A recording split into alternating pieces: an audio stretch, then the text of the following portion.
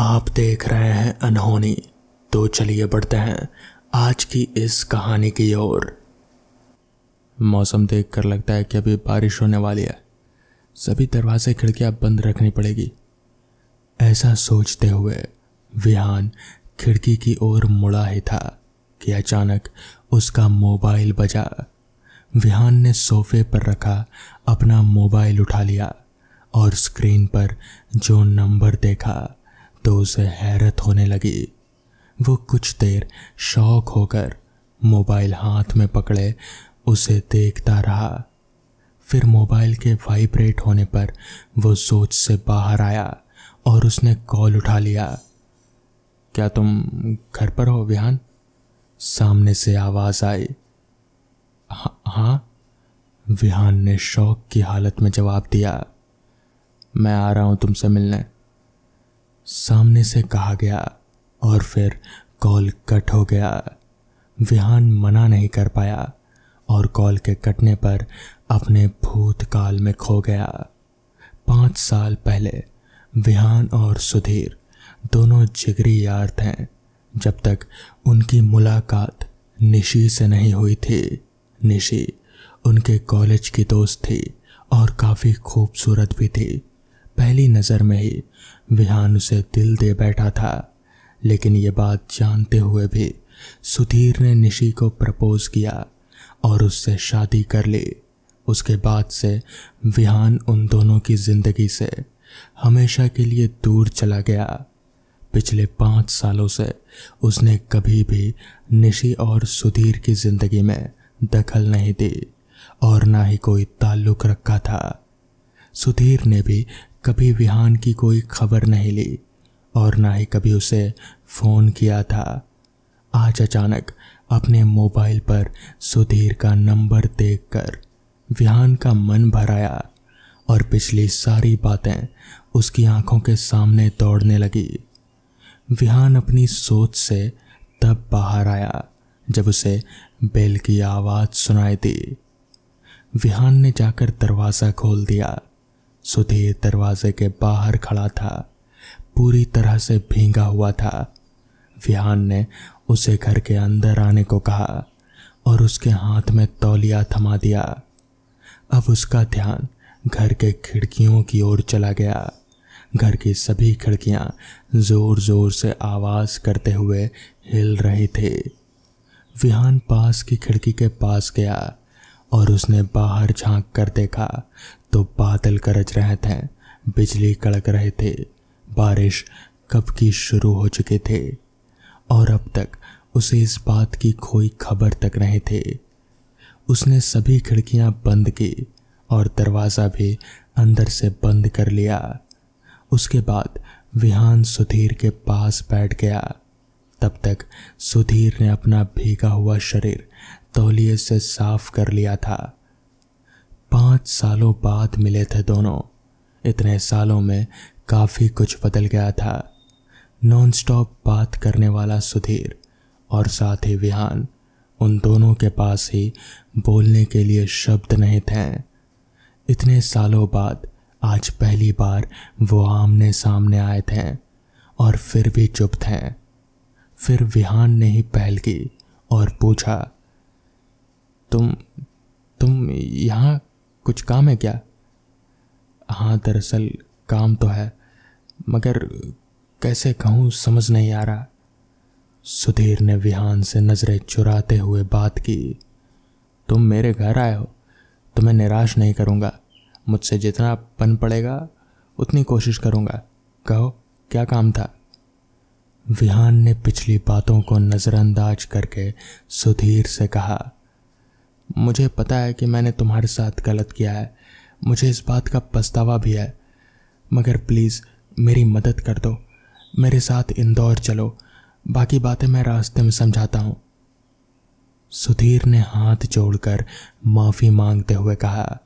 विहान भी सुधीर की मदद करने को राज़ी हुआ और उसके साथ जाने लगा। सुधीर ने उसे बताया कि उसकी और निशी की 3 साल की बच्ची है। उसके दिल में छेद है और परसों उसका ऑपरेशन है। फिलहाल वो लाइफ केयर हॉस्पिटल में एडमिट है। सुधीर चाहता था कि उसके ऑपरेशन के लिए विहान कुछ मदद करे। विहान भी राजी होकर सुधीर के साथ इंदौर चला गया। वहां जाने पर सुधीर विहान को सीधा हॉस्पिटल में ले गया। विहान भी उसके पीछे पीछे चल रहा था। फिर जहां उसकी बेटी एडमिट थे उस कमरे की ओर वो दोनों चल रहे थे। लगता है मेरा मोबाइल गाड़ी में ही छूट गया, तुम अंदर जाओ, मैं अभी लेकर आता हूँ। यह रहा वो कमरा जहाँ मेरी बेटी एडमिट है। सुधीर ने विहान को कमरा दिखाते हुए कहा और वो बाहर चला आया। विहान कमरे के अंदर गया और देखा कि वहाँ एक लड़की बेड पर पड़ी हुई थी। शायद वो सो रहे थे। उसे लगा कि शायद निशी भी यहाँ मिलेगी, मगर उस कमरे में वो बच्ची अकेली ही थी। विहान उस बच्ची के पास जाकर बैठा और सुधीर के आने का इंतज़ार करने लगा। कुछ देर बाद उसे किसी के आने की आहट हुई। उसने मुड़कर देखा तो वो बस देखता ही रह गया। कमरे में कोई और नहीं बल्कि निशी आ गई थी। आज भी वो पहले जितनी ही खूबसूरत थी। विहान को वहां देखकर निशी को बहुत हैरानी हुई। तुम ये यहाँ कैसे? वो बस इतना ही बोल पाई। दरअसल मुझे सुधीर ले आया। विहान ने सक पकाकर अपनी नज़र झुकाते हुए कहा। ये कैसे हो सकता है? सुधीर तुम्हें यहाँ कैसे ला सकता है?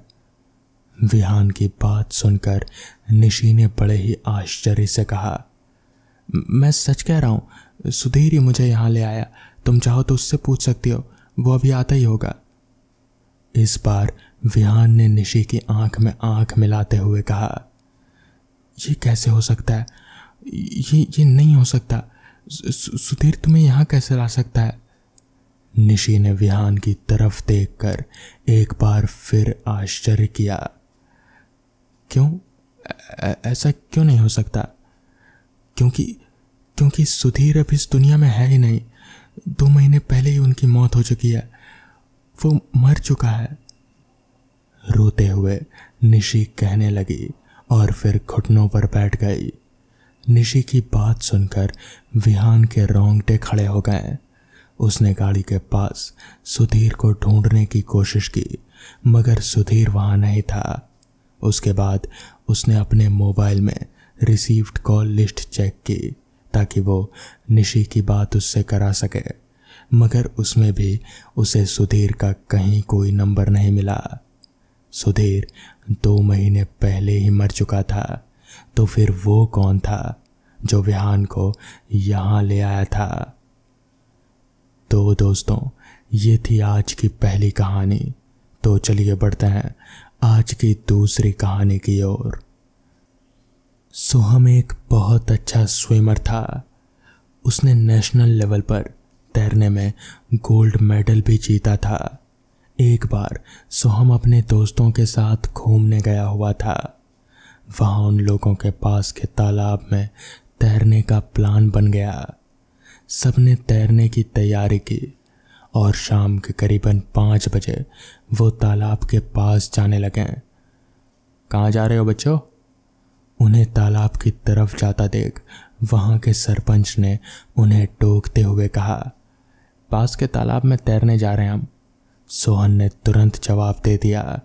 सोहम का जवाब सुनकर कुछ देर के लिए सरपंच सुन्न रह गया और फिर अचानक से सोहम और उसके दोस्तों को वहाँ जाने से रोकने लगा। सोहम नहीं समझ पाया कि सरपंच उन लोगों को रोक क्यों रहा है। रुको बच्चों, उस तालाब की तरफ मत जाओ, वहाँ अक्सर लोगों के डूबने की घटनाएं घटती रहती है। सरपंच ने उन्हें जाने से लगभग मना करते हुए कहा, काका आप सोहम को नहीं जानते, ये नेशनल चैंपियन रह चुका है, आप निश्चिंत रहिए। सोहम के दोस्त निखिल ने सरपंच की बात को काटते हुए कहा, तुम लोग मेरी बात समझ नहीं रहे हो। वहाँ तैरना खतरे से खाली नहीं है। कहते हैं कि वहाँ डूबकर मरने वाले कई लोगों की आत्माएं रहती है। जो जो उस तालाब में तैरने वालों को भी डुबाकर मार डालती है। सरपंच ने उन लोगों को वहां जाने से रोकने के पीछे की असली वजह बता दी और वो वहां से चले गए। काका ने जो कहा क्या वो सच होगा? सोहम के कुछ दोस्त आपस में बातचीत करते हुए कहने लगे। सोहम और निखिल इन सब बातों में विश्वास नहीं रखते थे। उन दोनों को छोड़कर बाकी सबने वहां जाने का फैसला बदल लिया। बाकी दोस्त वापस लौट गए। अब सिर्फ निखिल और सोहम तालाब की ओर बढ़ रहे थे। दोनों ने कपड़े उतारे। जैसे ही वो तालाब में उतरने लगे कि निखिल के माँ का फोन आया। निखिल तालाब में उतरते उतरते रह गया, मगर सोहम बिंदास होकर पानी में तैरने लगा। अचानक सोहम का पैर पानी में फंस गया। इस तरह की सिचुएशन उसने कई दफा संभाली थी, मगर इस बार ये कुछ अलग ही था। उसने कई बार कोशिश की वहां से निकलने की, मगर धीरे धीरे वो पानी में खींचा जा रहा था। उसने निखिल को आवाज लगाई, मगर जब तक निखिल का ध्यान उस पर जाता तब तक सोहम तालाब के बीचों बीच पहुंच चुका था। सोहम को ये एहसास हो रहा था कि पानी के अंदर से कोई उसका पैर खींच रहा है। उधर निखिल ने सोहम का आवाज सुनकर उसकी तरफ देखा तो उसे आश्चर्य सा होने लगा कि नेशनल चैंपियन होकर भी सोहम की हालत देख उसे सरपंच की कही बात याद आ गई।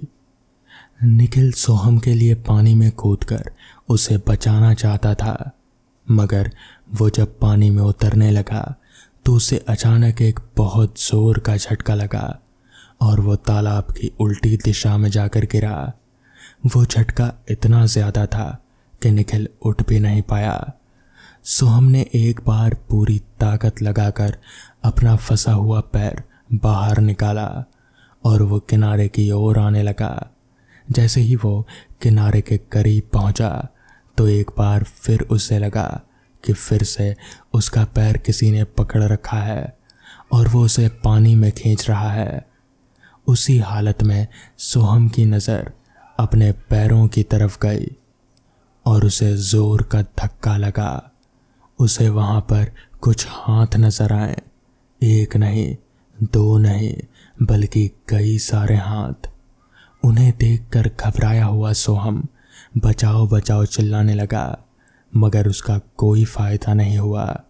निखिल की आंखों के सामने उसका दोस्त, जो कि तैरने में माहिर था और गोल्ड मेडल भी जीत चुका था, वो असहाय होकर तालाब में डूबता जा रहा था और निखिल चाहकर भी उसकी मदद नहीं कर पाया। करीबन आधे घंटे तक संघर्ष करने के बाद सोहम पानी में पूरी तरह से डूबकर मर गया। इस हादसे का गवाह निखिल था, जिसने अपनी आंखों से वो सब देखा था, मगर वो किसी से कुछ कह नहीं पाया। पानी के उस झटके की वजह से उसका मानसिक संतुलन बिगड़ गया था। अब वो तालाब के आसपास पागलों की तरह घूमता है और उसे जो भी दिखे उससे बस यही कहता है, तैरना मना है।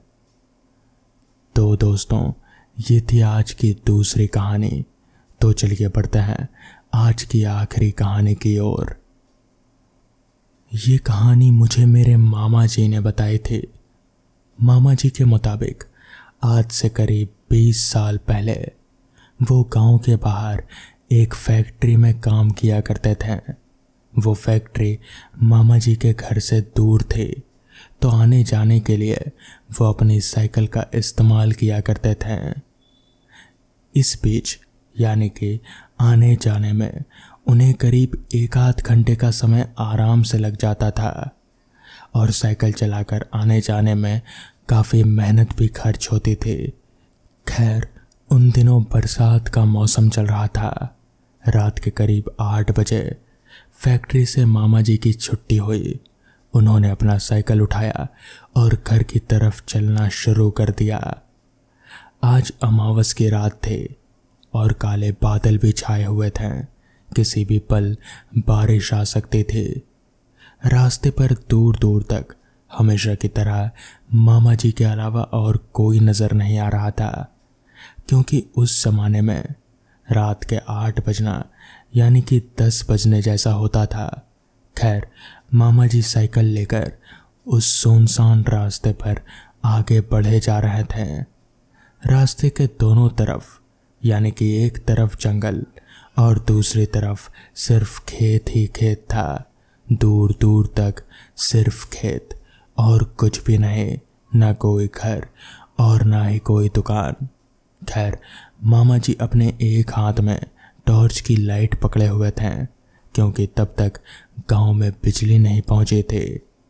टॉर्च की रोशनी में मामा जी धीरे धीरे साइकिल चलाकर आगे बढ़ रहे थे।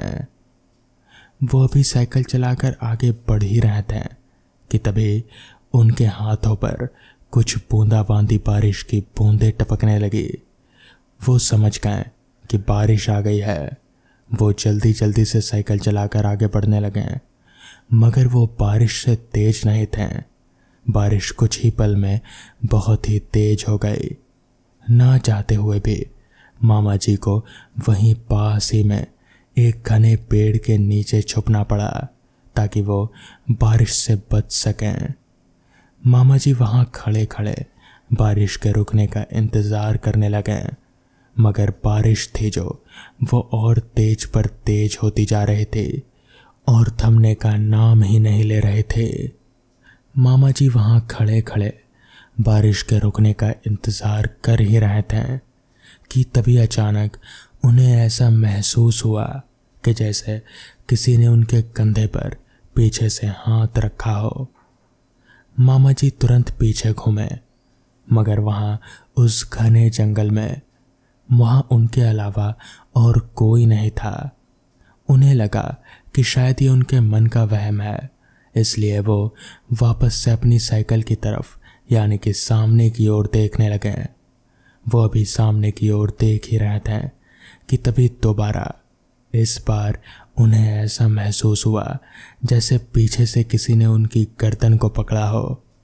इस बार वो एहसास साफ था। मामा जी ने पीछे घूमकर देखा तो उनकी आंखें फटी की फटी रह गई। उनकी आंखों के सामने करीब 8 फीट लंबा एक आदमी खड़ा था। उसकी आंखें लाल चमक रहे थे। उसके हाथ जैसे जले हुए थे और बहुत ही बड़े बड़े थे। मामा जी को कुछ समझ नहीं आया कि ये क्या भला है। आखिर एक इंसान इतना लंबा कैसे हो सकता है और उसकी आंखें वो लाल क्यों चमक रही हैं। मामा जी अभी ये सब सोच ही रहे थे कि तभी उस बड़े से आदमी ने कहा, यहाँ से चला जा, ये मेरी जगह है। इतना कहकर उस आदमी ने मामा जी को एक जोर का धक्का दिया और उस धक्के से मामा जी वहीं नीचे जमीन पर गिर पड़े। वहां पर गिरते ही मामा जी की टॉर्च की रोशनी में उनकी नज़र उस आदमी के पैरों की तरफ गई। उस आदमी के दोनों पैर भी जले हुए थे और पीछे की तरफ मुड़े हुए थे, यानी कि उल्टे थे।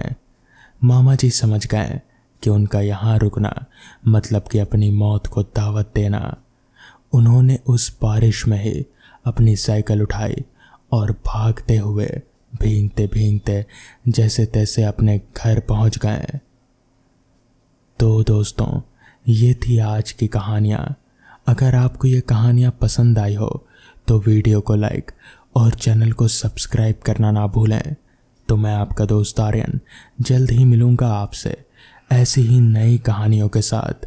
तब तक के लिए अपना ख्याल रखें।